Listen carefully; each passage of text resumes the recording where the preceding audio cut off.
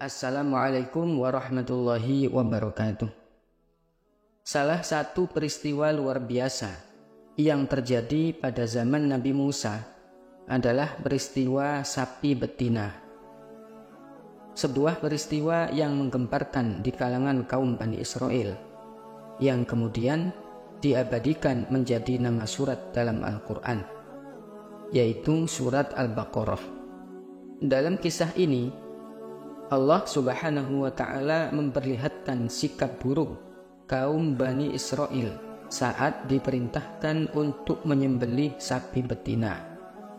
Perintah penyembelihan sapi betina ini sekaligus dimaksudkan untuk menunjukkan kebesaran Allah dalam menghidupkan orang mati dan mengungkapkan pelaku pembunuhan.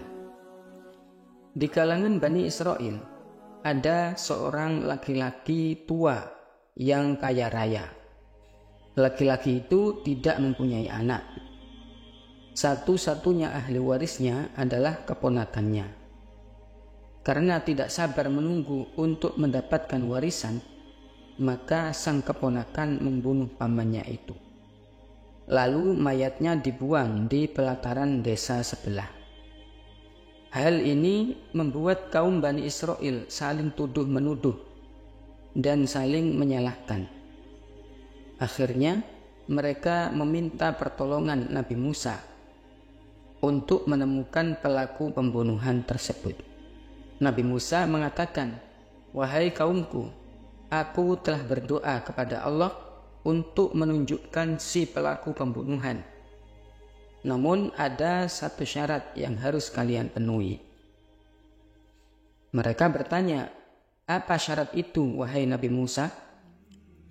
Syaratnya adalah Allah memerintahkan kalian untuk mencari seekor sapi betina, kemudian menyembelihnya.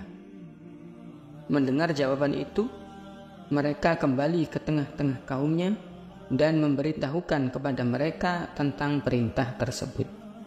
Begitu mendapatkan perintah untuk menyembelih sapi betina, mereka langsung memberikan reaksi negatif. Mereka menuduh Nabi Musa mempermainkan dan mengolok-olok mereka. Dalam pikiran mereka, apa hubungannya mencari pembunuh dengan menyembelih seekor sapi? Ikhwatal iman rahimakumullah. Salah satu hikmah dari perintah menyembelih sapi ini adalah untuk mengikis habis sisa-sisa pengkultusan mereka terhadap sapi dari hati dan pikiran mereka.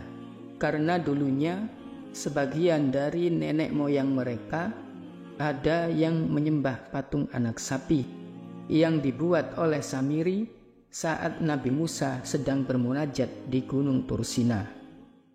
Mereka saling bertanya, bagaimana mungkin kita disuruh untuk menyembelih sapi, padahal nenek moyang kita dahulu sangat memuliakan sapi? Dan apa pula hubungannya mengungkap kasus pembunuhan dengan sapi? Lalu beberapa orang dari kaum Bani Israel mendatangi Nabi Musa dan berkata, "Wahai Musa, kami ingin mencari siapa pembunuh dari orang tersebut. Apa hubungannya sapi dengan orang mati?"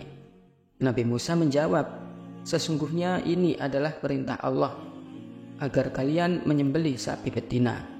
Dan ingatlah ketika Musa berkata kepada kaumnya, Allah memerintahkan kalian agar menyembelih seekor sapi betina." Hal ini menunjukkan sikap buruk kaum Bani Israel, yaitu mereka suka membantah saat mendapatkan perintah dari Allah. Mereka berkata, "Wahai Musa, apabila itu benar yang diperintahkan Tuhanmu untuk kami, mohonkan kepada Allah agar menjelaskan ciri-ciri sapi itu, yang tua atau yang muda, atau yang bagaimana." Nabi Musa menjawab, Allah Subhanahu wa Ta'ala mengatakan bahwa sapi betina itu tidak tua dan tidak muda, tetapi pertengahan antara itu. Kemudian mereka mencari sapi betina itu. Kaum itu pergi lalu kembali keesokan harinya menghadap Nabi Musa. "Wahai Musa, kami belum paham perihal sapi itu. Mintalah kepada Allah untuk menunjukkan warna sapi betina itu, agar kami mudah untuk mencarinya. Nabi Musa berkata, Allah Subhanahu wa Ta'ala mengatakan bahwa sapi betina itu warnanya kuning dan menyenangkan pandangan orang yang melihat. Kemudian mereka pergi, dan di hari berikutnya mereka datang lagi kepada Nabi Musa. Wahai Musa, sekali lagi mohonkan kepada Allah untuk menjelaskan tentang sapi betina itu. Jika Allah menghendaki, kami akan mudah untuk mendapatkannya. Nabi Musa mengatakan bahwa sapi betina itu adalah sapi yang belum pernah dipakai untuk membajak tanah dan mengairi tanaman. Tubuhnya sehat dan tidak ada belang sedikit pun. Ikhwatal iman rahimakumullah. Sementara itu, di pedalaman hutan ada seorang laki-laki yang soleh. Dia mempunyai anak laki-laki yang masih kecil, dan dia mempunyai 1 ekor anak sapi betina. Dia membawa anak sapi itu ke hutan dan berkata, Ya Allah, aku menitipkan anak sapi ini kepadamu untuk anakku, kelak jika dia sudah dewasa.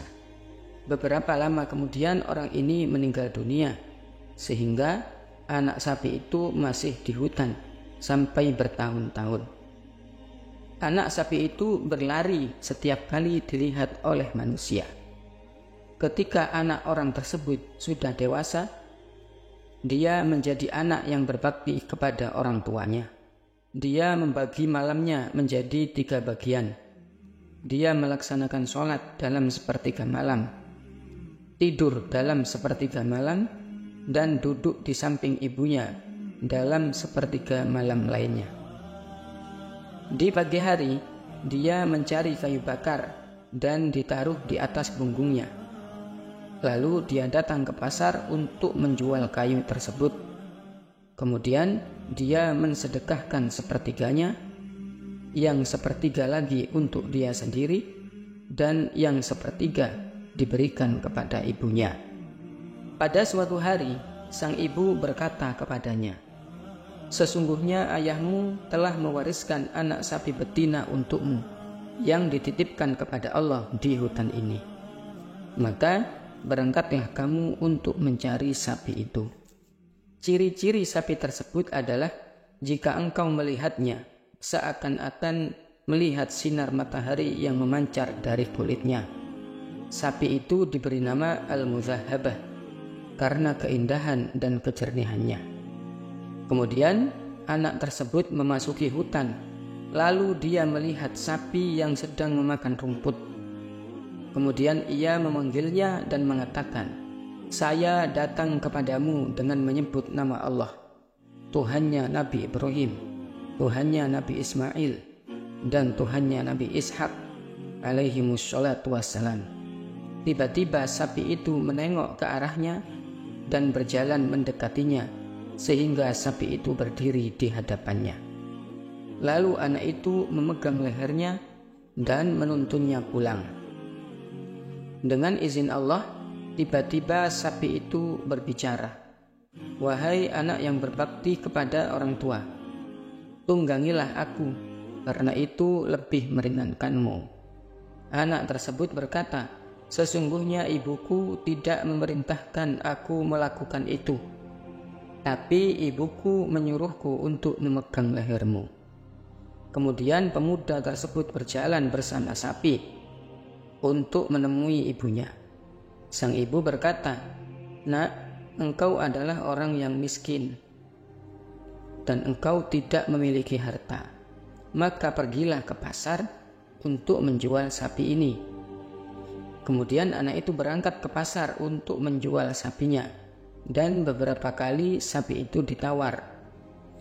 Namun anak itu tidak mau menjual sapinya kecuali dengan harga yang diridhoi oleh ibunya.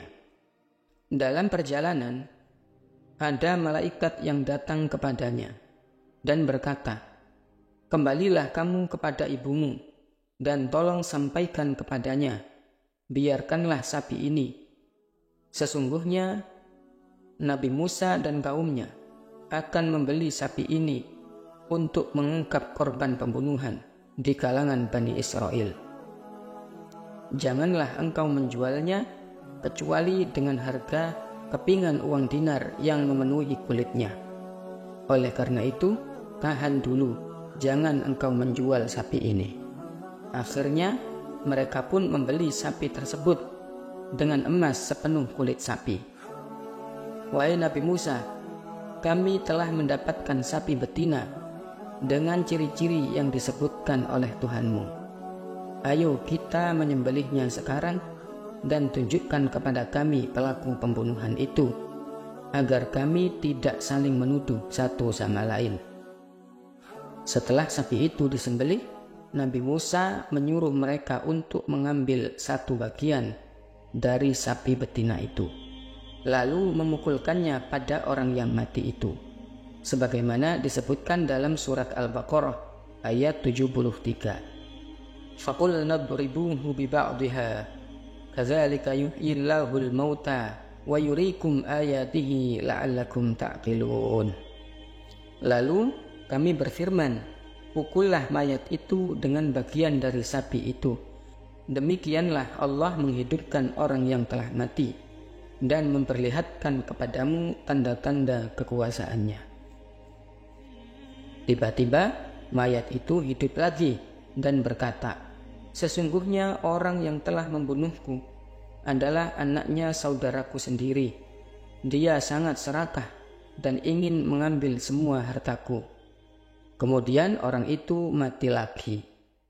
Akhirnya kasus pembunuhan di kalangan Bani Israel terungkap atas izin Allah melalui Nabi Musa alaihissalam.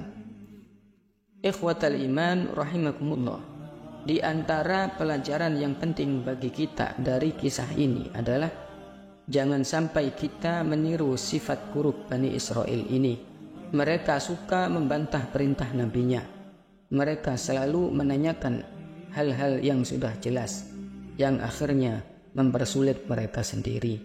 Wallahu a'lam bishawab.